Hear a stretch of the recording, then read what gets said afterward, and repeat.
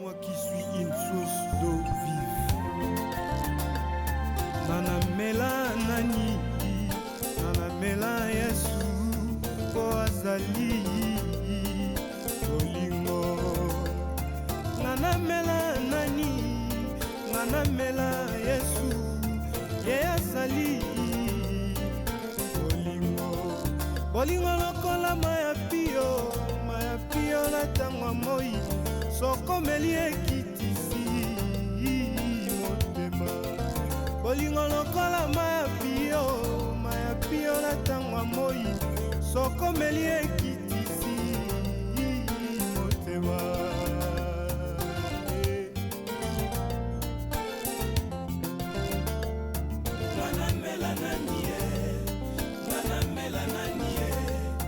Manamela Yesu kwazali bolingo Manamela nanie Manamela Yesu kwazali bolingo Bolingo lokola mayapio na tama moi sokomeli ekitisi motema Bolingo lokola mayapio na tama moi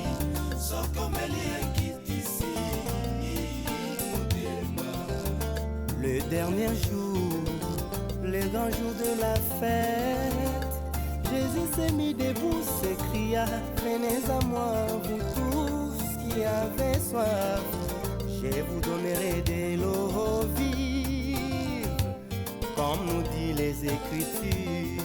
Wanezalaki kolobela biso nkolo e mpona molimo e yango nde mosungi na biso na ntango pasi atili yango mpona baso bakondimela ye masiya e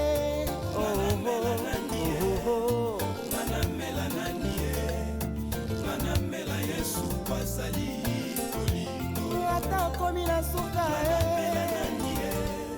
mela nkolo lisungi malamu ezangaka te oho baboya nkolo basuka wapie yolilitango kasi oyo ayambi nkolo momo ya seko bolingo lokola mayapio na ntango moi sokomeli ekitisi olemba nzoto te ndeko nanga baye nyonso bamona ye makambo na bango ekongwana baye nyonso basima ye bokono na bango esila kasi ngai Yesu nalingi namona na ngai yo te kasi ngai Yesu kosala nga na mbela na ngai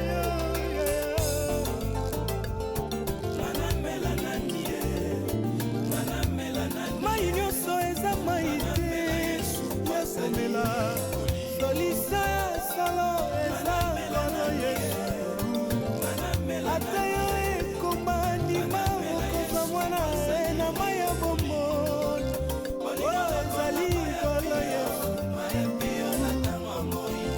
sokomeli ekitisi motema bolingo lokola mayapio na ntango moi sokomeli ekitisi Donnez-moi qui suis une source d'eau vive. Nanamela nani, nanamela Yesu, po azali bolingo. Nanamela nani, nanamela Yesu, ye azali bolingo. Bolingo lokola mayapio na ntango moi sokomeli ekitisi motema bolingo lokola mayapio na ntango moi sokomeli ekitisi motema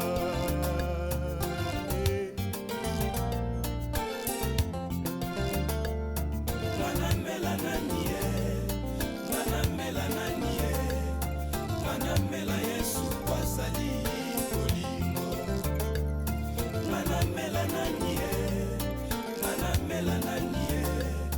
Manamela Yesu kwazali bolingo bolingo lokola mayapio na ntango moi sokomeli ekitisi motema bolingo lokola mayapio na ntango moi sokomeli ekitisi motema Le dernier jour, le grands jours de la fête, Jésus s'est mis debout, s'écria, venez à moi, vous tous qui avez soif, je vous donnerai de l'eau vive, comme nous dit les Écritures.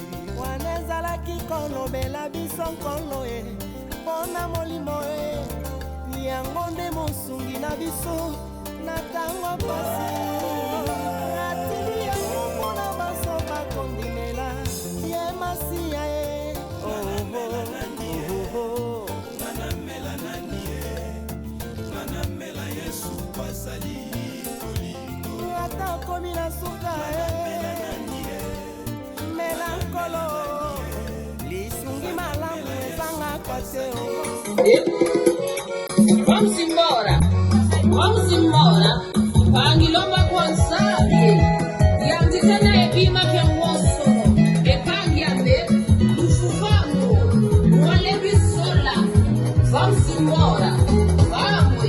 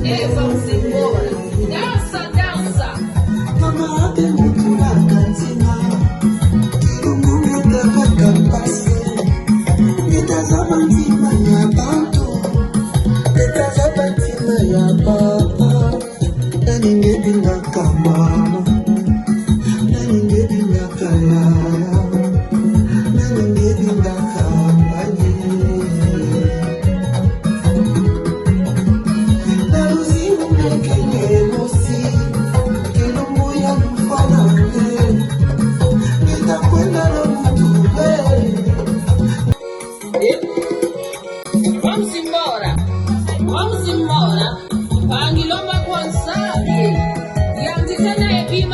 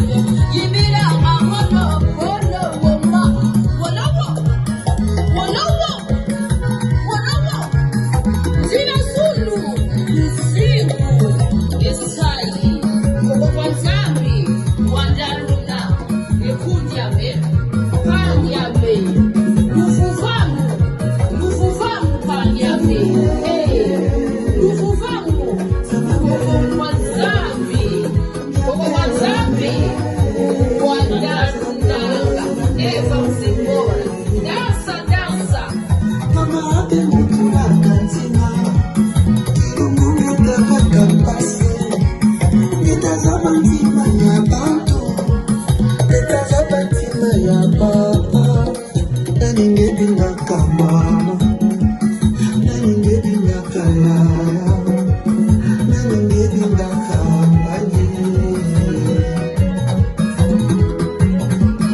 naluzimu nekenge mosi kilumbu ya mfanane nitakwenda na mutube.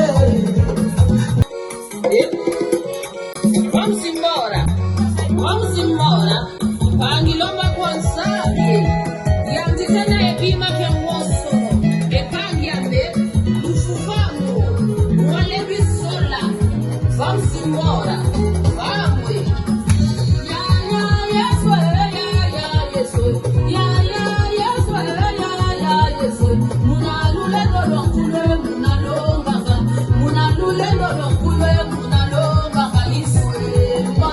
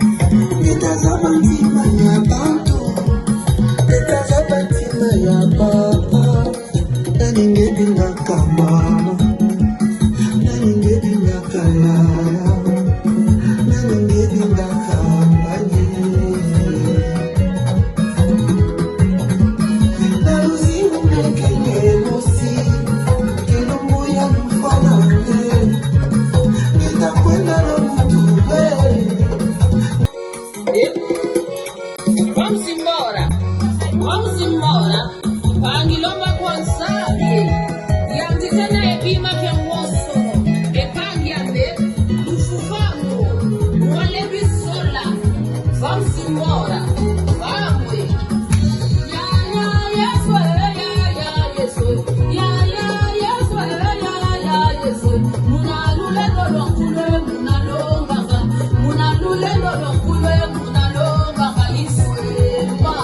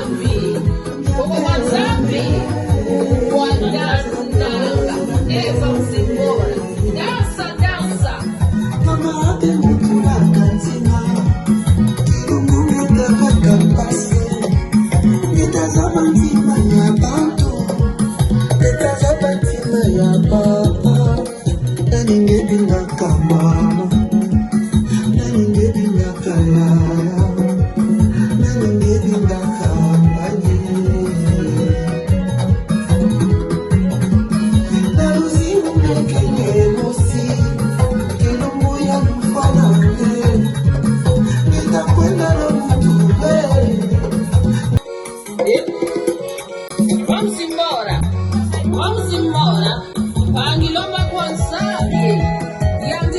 epima kenwoso epangiame ufufango wale bisola vamos embora vamos ya yeso munalule lolokule munalonga kaliswema wolowo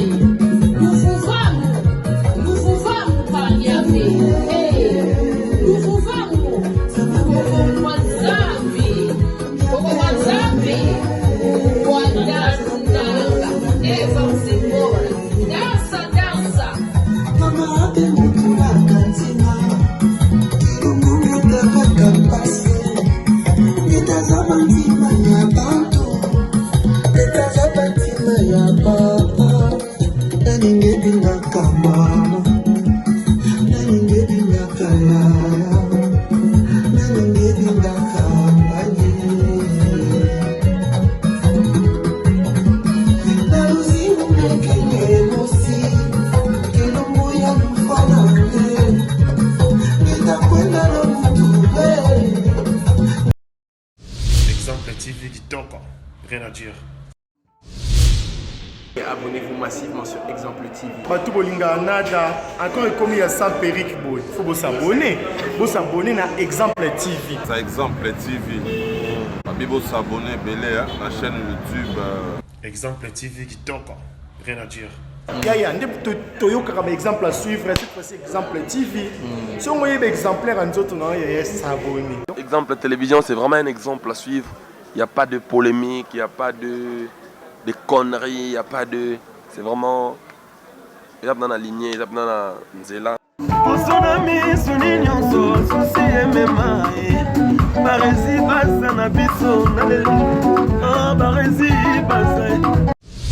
Exemple TV qui t'en rien à dire.